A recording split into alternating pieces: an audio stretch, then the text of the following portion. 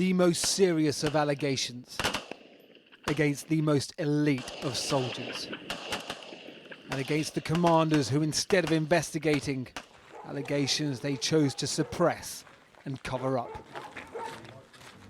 For nearly 3 years, the independent inquiry relating to Afghanistan has been investigating allegations of extrajudicial killings by UK special forces between 2010 and 2013. Today, the most damning allegations so far were released. Testimony of a senior special forces officer gathered in closed hearings. Across multiple interviews, soldier N1466 detailed how he believed a possible deliberate policy was being demonstrated where all fighting-age males in a given scenario were killed irrespective of whether they pose a threat or not. His opinion was that what was going on in Afghanistan was criminal and unacceptable, and that something was seriously going wrong.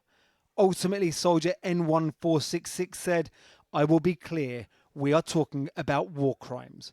We are talking about taking detainees back on target and executing them with a pretense."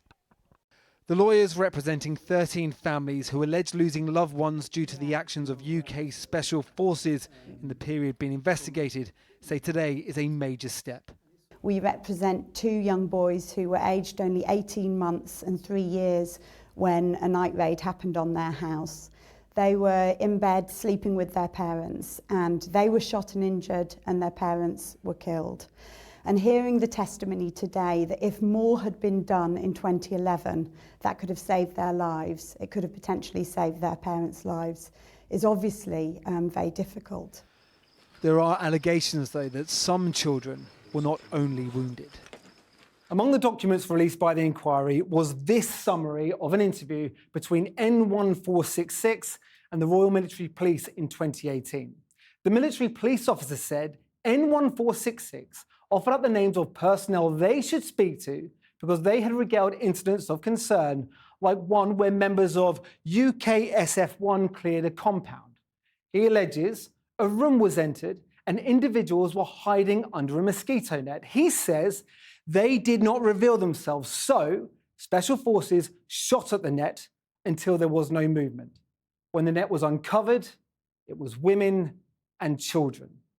N1466 alleges the incident was covered up, and the individual who did the shooting was allegedly given some form of award to make it look legitimate.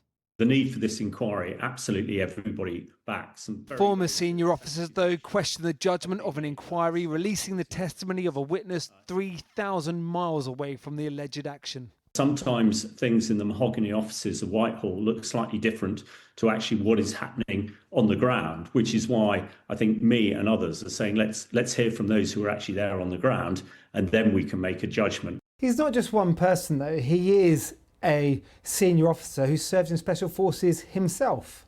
No, absolutely. I'm just saying we need to get a balance and actually hear from those people who are alleged to have committed the crimes that we're talking about at the moment. The inquiry says it is duty-bound to release evidence when they can, and some of the evidence doesn't just allege wrongdoing by boots on the ground, but by bosses back at base.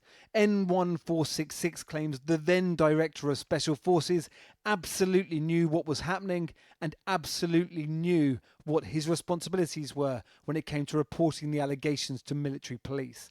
But, he says, the director had, in my view, made a conscious decision that he is going to suppress this, cover it up, and do a little fake exercise to make it look like he's done something. As the inquiry continues, the Ministry of Defence say they remain committed to providing the support special forces deserve while maintaining the transparency and accountability the public expect from their armed forces.